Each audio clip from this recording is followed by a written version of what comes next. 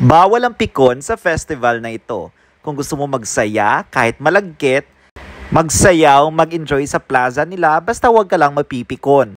Hi guys, eto kahit walang tulog galing sa 8-hour shift ko, ay susulong pa rin tayo sa Cadiz City na located sa Negros Occidental. So I'm with James and Neil and papunta kami sa Dinagsa Festival, again sa Cadiz City. Mula sa Bacolod North Ceres Terminal, it's a 2 hours travel time.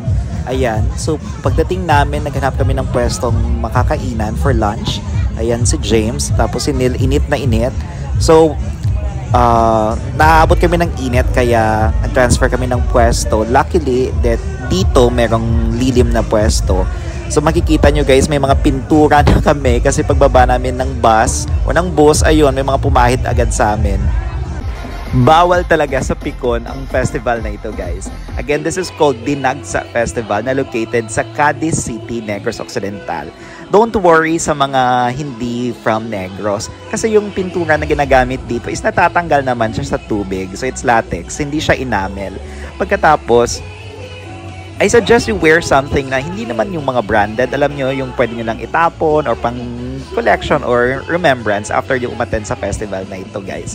Tapos, safe dito kasi madaming nagpapatrol yung police and then you will meet new friends or new people. So, this is being held every last Sunday or last Sunday of January every year.